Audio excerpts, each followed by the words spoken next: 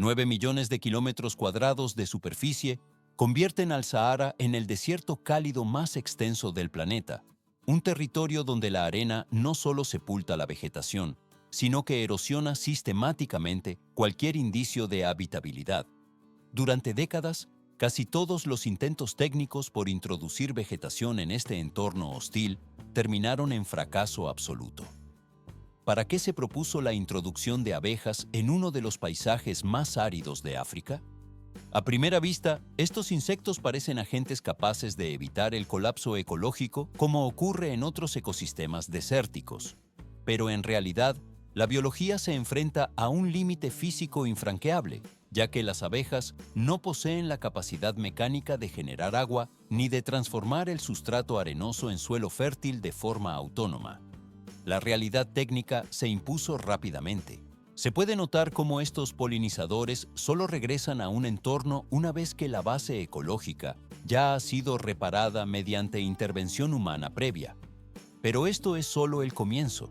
Tras comprender que las especies animales no podían ser el punto de partida, los ingenieros y ecologistas se vieron obligados a buscar un enfoque mucho más fundamental y físico. Más adelante se complica, ya que la estrategia tuvo que desplazarse desde la introducción de especies hacia la gestión directa del terreno y los recursos hídricos. De este cambio de paradigma nació la Gran Muralla Verde de África. El proceso solo está cobrando fuerza. El proyecto se centra ahora en la construcción de diques de tierra en forma de media luna, diseñados para captar la escasa escorrentía pluvial. Se ve cómo estas estructuras de ingeniería rudimentaria pero precisa retienen la humedad en el subsuelo, permitiendo que la base biológica se asiente gradualmente. Este esfuerzo representa una de las mayores iniciativas de restauración de ecosistemas jamás emprendidas por la ingeniería ambiental contemporánea. El equipo desplaza toneladas de tierra para crear barreras físicas contra el avance de las dunas, mientras el polvo se asienta lentamente tras cada movimiento de tierras. Transición al siguiente nivel. Lo que comenzó como una idea frágil sobre el uso de insectos ha evolucionado hacia un sistema masivo de obras de tierra que recorre el continente. El material y la tierra se estabilizan poco a poco, preparando el terreno para las fases posteriores de recuperación. El proceso de restauración avanza de manera constante hacia la siguiente etapa de transformación del paisaje. 9 millones de kilómetros cuadrados. Esa es la escala aproximada del Sahara, un territorio que a menudo se percibe como un desierto inmóvil y congelado en el corazón de África. ¿Por qué se considera erróneamente que este ecosistema permanece estático en el tiempo? A simple vista, las dunas parecen monumentos permanentes de arena, pero en realidad, el Sahara funciona como un sistema en constante movimiento mecánico y biológico, expandiendo sus fronteras de manera implacable hacia el sur. El avance se produce sobre el Sahel. Durante el último siglo, el borde meridional del desierto ha ganado terreno de forma constante sobre esta región de transición. En estas tierras, las comunidades locales cultivaron campos, criaron ganado y establecieron medios de vida durante múltiples generaciones sucesivas. El proceso solo está cobrando fuerza. Se puede notar cómo los paisajes que antes albergaban pastos y arbustos se transforman gradualmente en superficies desnudas y agrietadas. El equipo de observación terrestre registra cómo el suelo queda despojado de su capacidad natural para regenerarse sin intervención externa. No es la arena en sí misma el factor más alarmante, sino la eliminación sistemática de las capas ecológicas intermedias que sostenían el equilibrio. La vegetación dispersa desaparece y el suelo pierde su cubierta protectora. Más adelante se complica. Sin esta capa vegetal, el agua de lluvia ya no se infiltra en el sustrato, sino que se desliza por la superficie. Cada temporada de precipitaciones arrastra consigo un fragmento adicional del cimiento biológico de la Tierra, dejando atrás un terreno inerte. La desertificación no ocurre como un colapso repentino o dramático ante los ojos humanos. Se manifiesta como un drenaje lento de la vida. un proceso donde el ecosistema pierde su punto de apoyo hasta que no puede retornar a su estado previo. Solo parece evidente que el problema es la falta de agua, pero en realidad es la degradación estructural lo que impide la recuperación. Todo se vuelve más complejo. En este punto, la cuestión técnica ya no se centra en cómo introducir vegetación en el Sahara profundo. El análisis se desplaza hacia las causas que provocaron que las tierras marginales perdieran su capacidad de sustentar la vida originalmente. A medida que el fundamento ecológico se desmorona, se observa cómo los vínculos biológicos sufren alteraciones drásticas. Desde las plantas hasta los polinizadores como las abejas, las funciones de cada eslabón cambian bajo la presión del desierto. El material biológico se debilita y la cadena de interdependencia se fractura ante el avance de las condiciones áridas. El proceso cierra esta fase, abriendo el camino a una comprensión más profunda de la degradación del suelo. 1000 especies de abejas sobreviven en los desiertos y paisajes semiáridos de Nevada, uno de los estados más calurosos y secos de los Estados Unidos. ¿Por qué estos insectos son considerados componentes esenciales de la infraestructura ecológica del planeta en lugar de simples organismos aislados? A primera vista, su tamaño sugiere una relevancia menor, pero en realidad, aproximadamente un tercio de los alimentos que los seres humanos consumen cada jornada depende de forma directa o indirecta de la polinización realizada por las abejas y especies similares.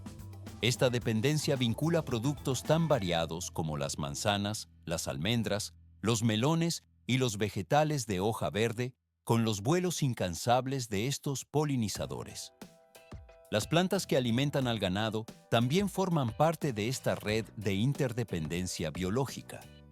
Se puede notar cómo las abejas determinan si la vida vegetal puede continuar su ciclo reproductivo, aunque técnicamente no creen la vida por sí mismas. El proceso solo está cobrando fuerza. Cuando las poblaciones de abejas desaparecen, el colapso resultante no se manifiesta como una catástrofe ruidosa o dramática de forma inmediata.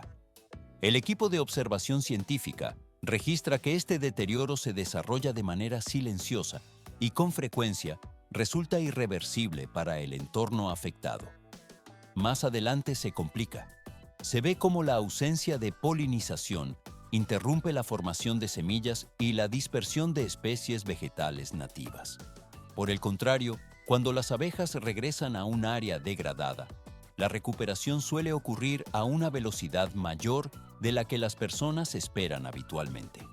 Las flores silvestres pueden reaparecer en el transcurso de una sola temporada de crecimiento. Todo se vuelve más complejo. Las semillas son dispersadas a mayores distancias gracias a la actividad constante de los insectos. Pequeños parches de vegetación que antes estaban aislados vuelven a conectarse, formando corredores verdes continuos y estables. Debido a esta capacidad de transformación, las abejas son catalogadas frecuentemente como indicadores biológicos de la salud ambiental. Donde las abejas prosperan, los ecosistemas funcionan de manera adecuada y equilibrada. Pero esto es solo el comienzo. Incluso en los entornos más hostiles, esta función ecológica fundamental permanece inalterable. En las zonas desérticas, las abejas polinizan las plantas nativas y mantienen una vegetación dispersa pero estable que evita que el terreno se convierta por completo en arena. Transición al siguiente nivel. Las raíces de estas plantas, mantenidas por la polinización, sujetan el suelo y evitan la erosión extrema. A principios de los años 2000, cuando las poblaciones de abejas en Nevada comenzaron a disminuir, los efectos no se limitaron a la desaparición de la producción de miel. El ecosistema local completo se volvió considerablemente más frágil ante las variaciones climáticas. Parece simple observar un insecto individual, pero en realidad, la pérdida de su actividad debilita toda la estructura del paisaje. Y esto no es el límite. Nevada revela una verdad crítica sobre la resistencia de los sistemas naturales. Incluso en los límites de la supervivencia biológica, las abejas actúan como una fuerza mecánica y biológica que impide que la vida pierda su equilibrio. Se puede notar cómo su presencia estabiliza las cadenas tróficas en condiciones de calor extremo. El material biológico de la región se mantiene gracias a este esfuerzo constante. De este modo, el ciclo de polinización cierra su fase actual, permitiendo que la estabilidad del terreno se mantenga sin cambios bruscos. 8.600 milímetros cuadrados de arena y roca árida definen el entorno donde las abejas ejecutan una función crítica de sostenimiento biológico. A partir de este papel central, surge una suposición técnica de gran alcance sobre la capacidad de estos insectos para intervenir en ecosistemas extremos. ¿Es posible que las abejas actúen como el detonante capaz de reiniciar los ciclos vitales en territorios que se consideran técnicamente muertos? En los paisajes de Nevada o el desierto de Araba, estas colonias evitan el colapso total de la biodiversidad local, lo que sugiere un potencial de restauración mucho más profundo en zonas de degradación absoluta. Las abejas operan en este escenario no como una solución finalizada, sino estrictamente como un catalizador biológico. El proceso comienza con la recolección de abejas reina en regiones geográficas con climas más estables. Estos ejemplares se someten a un enfriamiento controlado para ralentizar su metabolismo basal, permitiendo su transporte seguro a través de océanos y vastas extensiones de arena hasta las profundidades del Sahara. Se puede notar cómo los contenedores mantienen una temperatura constante durante el trayecto, asegurando la supervivencia de la reina mientras el equipo logístico atraviesa terrenos de alta peligrosidad. Pero esto es solo el comienzo.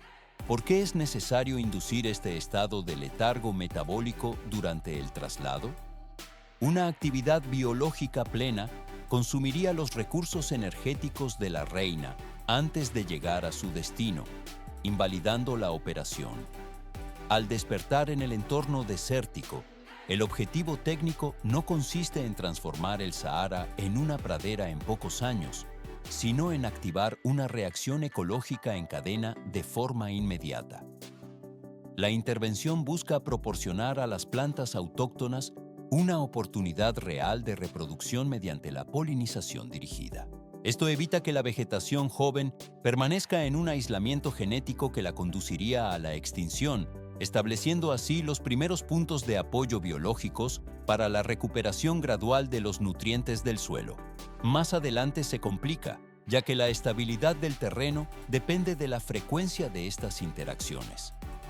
Se ve cómo las abejas se desplazan entre los brotes dispersos, depositando el polen que permitirá la formación de semillas y la expansión de la biomasa. Varios ejemplos distribuidos por el globo restan inverosimilitud a esta hipótesis de regeneración. En el desierto de Araba, en Israel, las abejas no solo han logrado la supervivencia, sino que se han consolidado como el cimiento de la agricultura desértica contemporánea. A primera vista, la roca seca parece un sustrato imposible, pero en realidad es aquí donde se instalan las colmenas directamente en las zonas de cultivo. El equipo de apicultura supervisa el movimiento de los enjambres mientras estos polinizan los cultivos de forma sistemática. Este sistema incrementa los rendimientos agrícolas de manera significativa, convirtiendo áreas que antes se clasificaban como incultivables en centros de alta productividad. En este contexto específico, las abejas no realizan una reforestación masiva, sino que permiten que la actividad humana extraiga el potencial máximo de lo que el desierto puede soportar físicamente. El proceso solo está cobrando fuerza. Esta eficiencia operativa es lo que convierte al Sahara en el siguiente interrogante técnico, representando un desafío mucho más vasto, riguroso y con riesgos estructurales notablemente superiores para cualquier intento de intervención biológica a gran escala. El flujo de trabajo se desplaza ahora hacia la evaluación de las condiciones atmosféricas más extremas del continente africano. 70 grados Celsius es la temperatura que puede alcanzar la superficie de la arena en las zonas más extremas del desierto del Sahara.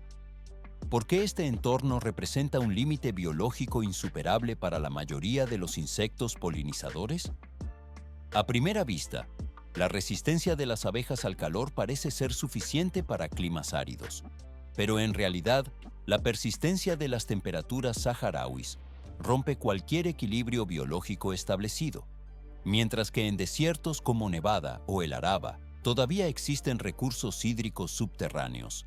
En el Sahara, el aire carece casi por completo de humedad, lo que anula las estrategias de supervivencia de las colonias. 35 grados Celsius es la temperatura interna ideal que debe mantener una colmena para funcionar correctamente. Cuando el entorno exterior supera este umbral crítico, se puede notar cómo la colonia entera activa un protocolo de emergencia para evitar el colapso térmico. Las abejas baten sus alas incesantemente para generar corrientes de aire forzadas y transportan agua desde el exterior para enfriar el nido mediante la evaporación. Pero esto es solo el comienzo de un gasto energético masivo que solo es sostenible si el calor extremo remite en algún momento del ciclo diario. En el Sahara, el calor no retrocede.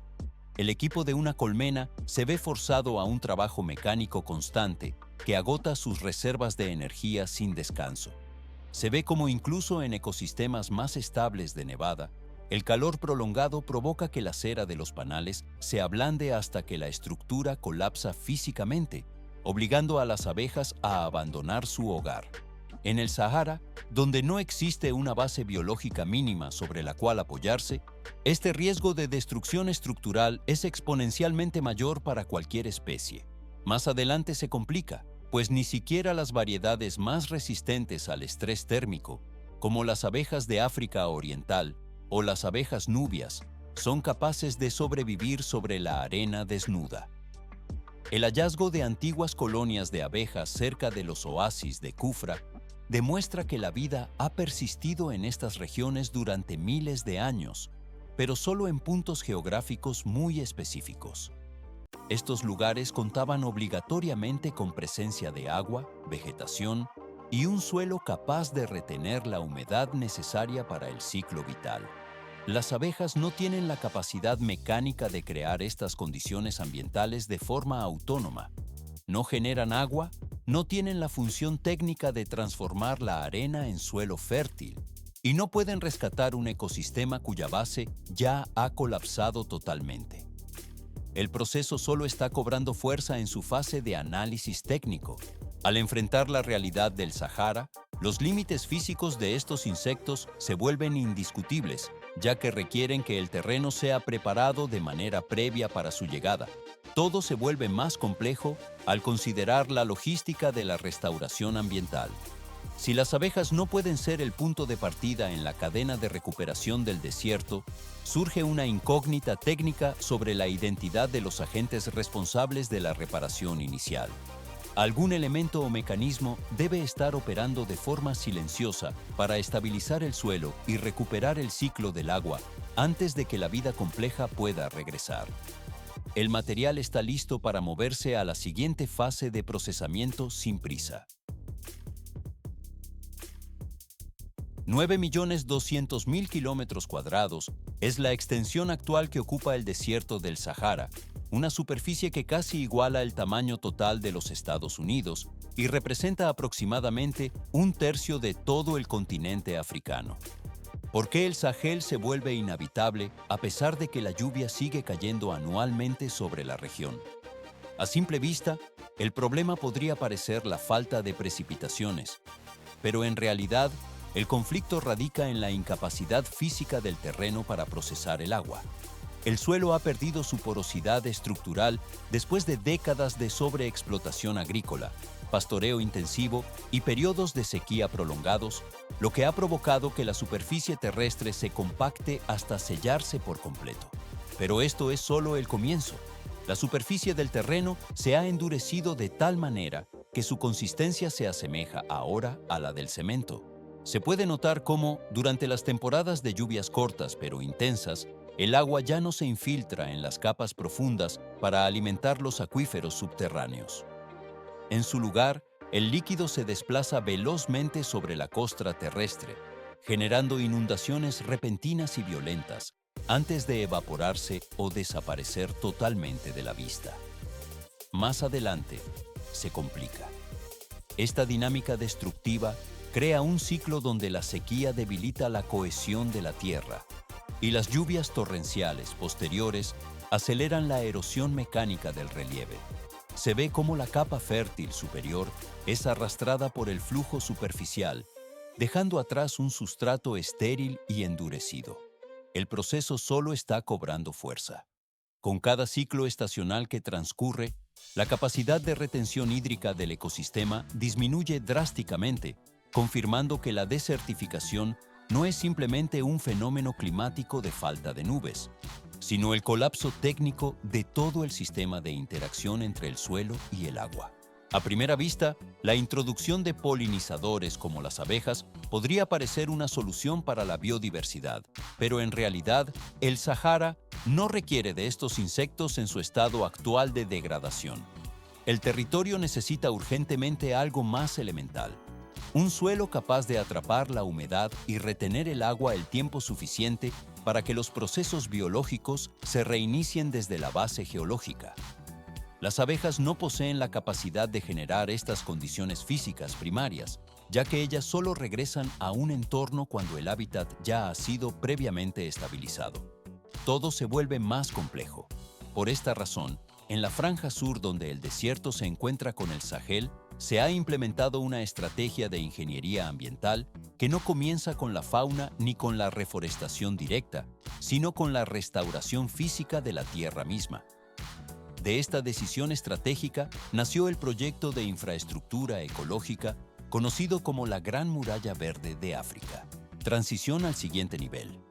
Los ingenieros y las comunidades locales no iniciaron la ejecución del plan plantando árboles de forma masiva, sino planteando una interrogante técnica fundamental sobre la hidrodinámica del terreno. La cámara se desliza a lo largo de las llanuras áridas, donde el equipo evalúa cómo forzar al agua a permanecer en el sitio antes de considerar el retorno de cualquier forma de vida vegetal o animal. El enfoque se centra en romper la capa compactada para que el agua se pose en una capa uniforme y penetre en el subsuelo. Así se establece la base técnica para recuperar el control sobre el ciclo del agua en el borde del Sahara. Billones de retoños se han introducido en el Sahel a través de campañas a gran escala respaldadas por miles de millones de dólares en ayuda internacional durante décadas. ¿Por qué el resultado en la mayoría de estos lugares ha sido trágicamente similar a pesar de la inversión masiva? A simple vista, plantar árboles parece la respuesta lógica contra la desertificación, pero en realidad los esfuerzos terminaron en muertes masivas de vegetación tras apenas 1 o 2 temporadas de lluvias. El proceso solo está cobrando fuerza al analizar este fallo sistémico. No se trata de una falta de esfuerzo humano o de recursos económicos en la región. Se puede notar cómo los árboles jóvenes se introducen en un suelo que ya ha perdido por completo su estructura física, encontrándose casi desprovisto de microorganismos vivos esenciales. Más adelante se complica. Esta tierra carece de cualquier capacidad técnica para retener el agua en sus capas superiores. Cuando las precipitaciones llegan finalmente a la zona, el agua corre por la superficie con demasiada rapidez sin filtrarse. El equipo de monitoreo registraría cómo, al regresar el sol, las temperaturas superficiales se elevan de forma extrema. Se ve cómo la humedad se evapora en un lapso de pocas horas debido a la exposición directa. Pero esto es solo el comienzo. Bajo tales condiciones ambientales, las raíces de los ejemplares recién plantados nunca tienen la oportunidad de crecer con la profundidad necesaria para garantizar su supervivencia. Enterrar árboles en un suelo muerto es un proceso comparable a instalar una maquinaria sofisticada sobre un cimiento colapsado que no puede soportar su peso. Todo se vuelve más complejo al entender que el problema real del Sahel no es una simple escasez de verdor superficial. La verdadera crisis técnica radica en la pérdida total de la capacidad del suelo para sostener los ciclos biológicos de la vida. Si la base estructural no se repara primero mediante métodos de recuperación del sustrato, cada acción realizada por encima de ella tendrá un carácter estrictamente temporal. Se puede observar cómo la erosión desmantela los proyectos que no priorizaron la salud de la tierra. Así concluye una de las etapas clave de la producción de entornos sostenibles, donde la secuencia de los hechos determina el éxito final.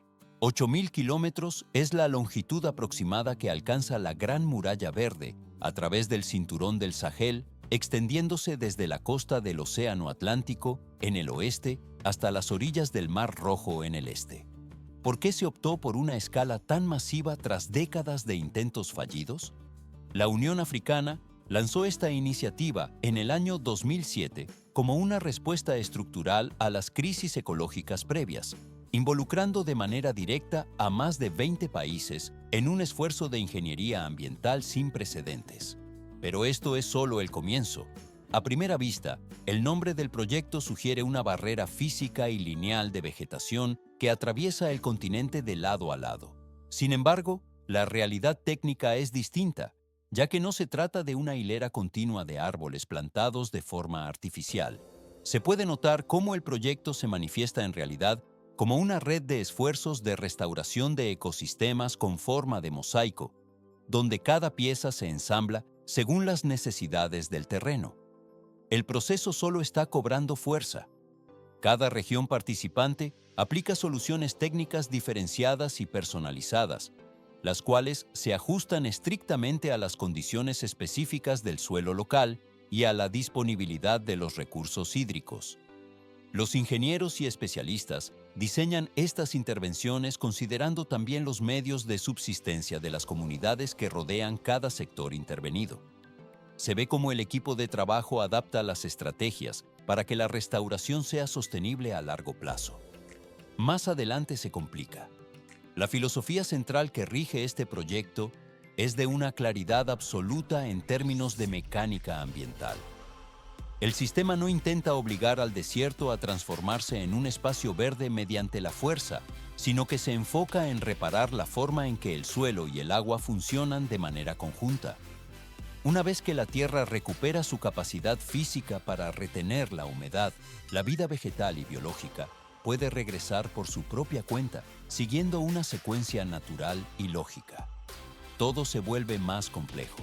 Los árboles no constituyen el punto de partida de esta intervención, sino que representan el resultado final de un sistema que ha sido restaurado correctamente desde su base. Se puede observar cómo la vegetación emerge como la última fase de un proceso de recuperación hídrica y mineral del sustrato. En esta etapa no termina la vigilancia, pues la estabilidad del ecosistema depende de la correcta ejecución de cada paso previo en la cadena de restauración. Desde este punto, la transformación del paisaje africano avanza hacia una fase de consolidación biológica más estable. El material orgánico y los ciclos del agua alcanzan una nueva preparación para sostener el crecimiento futuro sin intervención constante. El proceso pasa suavemente a la transformación final. En muchas regiones de Senegal, Nigeria, Burkina Faso y Mali, el punto de partida de la restauración no son los árboles, sino una estructura de suelo extremadamente simple denominada fosa de media luna. ¿Por qué se ha seleccionado esta geometría específica para iniciar la recuperación de los terrenos degradados? A primera vista, la elección de este diseño deriva directamente de la dinámica particular con la que se comporta la lluvia en la región del Sahel. En este entorno, el agua no cae de manera suave ni constante, sino que llega en ráfagas cortas y violentas que se desplazan con rapidez hacia las zonas bajas de las pendientes. La precipitación impacta con una fuerza que requiere una gestión física inmediata. Se puede notar cómo una zanja recta simplemente canalizaría el agua lejos del área deseada, acelerando su salida del sistema, pero esto es solo el comienzo. Una fosa de media luna, caracterizada por su forma curva y su extremo abierto, tiene la capacidad técnica de interceptar la escorrentía proveniente de múltiples direcciones simultáneamente. El equipo de restauración aprovecha la gravedad mediante este diseño curvo. La estructura obliga al flujo de agua a reducir su velocidad de avance, haciendo que el líquido se extienda por la superficie y se asiente de forma controlada. Más adelante se complica la dinámica hidrológica. La forma decreciente reduce de manera natural la velocidad del agua sin llegar a atraparla de forma excesiva en un solo punto de presión. Se ve cómo el agua no se acumula en estanques estancados donde la radiación solar la evaporaría con rapidez, sino que permanece el tiempo exacto necesario para infiltrarse en las capas profundas del suelo. Este diseño mecánico trabaja en conjunto con la configuración del terreno y la fuerza de gravedad, en lugar de intentar oponerse a ellas con barreras rígidas. El proceso solo está cobrando fuerza. Esa es precisamente la razón técnica por la cual estas estructuras mantienen su efectividad en lugares donde sistemas mucho más modernos y costosos han fallado tras pocos ciclos de uso. Se puede observar cómo la humedad penetra gradualmente en la tierra reseca a través de estas cavidades estratégicas. El diseño de media luna permite que la estructura sea autosuficiente una vez excavada en el sustrato. Todo se vuelve más complejo cuando se considera que cada fosa debe alinearse con la pendiente natural para maximizar la captura del recurso hídrico. El equipo de trabajo asegura que el suelo se estabilice mediante esta técnica ancestral de ingeniería hídrica. La fase de preparación del terreno se completa permitiendo que el agua penetre profundamente en el horizonte del suelo. La infiltración ocurre de manera silenciosa mientras la estructura de tierra retiene el sedimento arrastrado. El material se asienta en el fondo de la fosa, enriqueciendo la composición del área de cultivo. De esta manera, el terreno queda preparado para la siguiente fase de desarrollo vegetal sin necesidad de intervenciones mecánicas adicionales. El ciclo de captación cierra esta fase, abriendo el camino a la formación de nuevas áreas verdes. 2 a 5 años es el periodo exacto que requiere la naturaleza para que la transformación del suelo se vuelva plenamente visible tras la intervención humana inicial. ¿Por qué se seleccionan variedades vegetales sin un valor económico inmediato para este proceso de restauración? A primera vista, la siembra de pastos nativos como el andropogón o el sancras parece una inversión sin retorno, pero su función ecológica es el pilar de todo el sistema. Estas especies poseen una tolerancia extrema a la sequía y se introducen cuidadosamente en el interior de los pozos previamente excavados para iniciar la recuperación del terreno. La siembra manual se ejecuta con precisión dentro del perímetro de cada fosa. Más adelante se complica, pues el éxito depende de la capacidad de adaptación de estas plantas al entorno hostil. Se puede notar cómo los sistemas radiculares profundos y fibrosos de estas gramíneas comienzan a anclar el suelo, evitando el desplazamiento de sedimentos. El equipo de raíces penetra la tierra, incrementando drásticamente la capacidad de infiltración del agua y permitiendo la retención de materia orgánica esencial. El proceso solo está cobrando fuerza tras la estabilización del sustrato, lo que en un principio se manifiesta como parches de hierba dispersos y aislados, se expande gradualmente hasta conectar la vegetación en una cubierta vegetal continua sobre la superficie. Se ve cómo el color del paisaje cambia de tonos áridos a un tejido verde persistente que protege la tierra de la erosión directa. Todo se vuelve más complejo cuando la estructura física y la humedad del suelo alcanzan un punto de equilibrio óptimo. A primera vista parece un avance exclusivo de las gramíneas, pero en realidad la mejora de las condiciones edáficas permite que arbustos y árboles nativos comiencen a regenerarse de forma natural y autónoma. Transición al siguiente nivel. La vida biológica más compleja detecta el cambio en el microclima. Insectos, pequeños animales y diversos sistemas de pastoreo siguen lentamente la expansión de la flora. Este avance sistémico convierte los antiguos parches verdes aislados en ecosistemas funcionales y autosuficientes. Se puede notar cómo la biodiversidad se asienta de manera permanente, eliminando la condición de oasis temporales rodeados por el avance del desierto. El material biológico se expande de manera uniforme, cerrando los ciclos de nutrientes y agua. El procesamiento natural de la tierra abandona su fase crítica, pasando a una fase tranquila de consolidación ecológica. 0 milagros intervienen en la reactivación biológica del Sahara. Este proceso depende estrictamente de la reconstrucción técnica de las estructuras del suelo y los ciclos hídricos. ¿Por qué la restauración de la base geológica permite el retorno espontáneo de la biodiversidad. Una vez que el terreno recupera su capacidad física para retener la humedad, los ecosistemas que antes estaban desarticulados comienzan a estabilizarse de forma autónoma. Pero esto es solo el comienzo. Se puede notar cómo la pérdida de la capacidad de absorción del sustrato provoca el desmoronamiento sistémico de la flora y la fauna local. Los ingenieros y técnicos actúan sobre la base del colapso, reparando mecánicamente la porosidad de la tierra y los niveles freáticos. El agua se posa en una capa uniforme bajo la superficie gracias a estas intervenciones estructurales.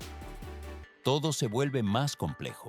Las acciones humanas se centran en devolver la funcionalidad a los cimientos naturales de la región mediante la gestión del agua y la estabilización del suelo. Se ve cómo la humedad se infiltra gradualmente en las capas profundas, permitiendo que la vida vegetal se asiente lentamente sobre un terreno antes estéril. Este proceso solo está cobrando fuerza.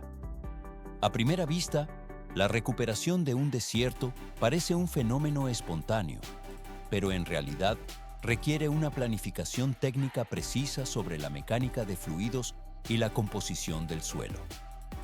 La restauración de los fundamentos hídricos actúa como el motor que impulsa la recuperación del bioma completo. Transición al siguiente nivel. Debido a que el equilibrio natural fue alterado, la intervención técnica se vuelve el único método para reconfigurar la capacidad de retención de los acuíferos. El equipo monitorea gradualmente cómo la estructura del suelo se compacta o se libera para optimizar la filtración. El material biológico alcanza la preparación necesaria para su desarrollo autónomo. Así concluye una de las etapas clave de la recuperación del ecosistema.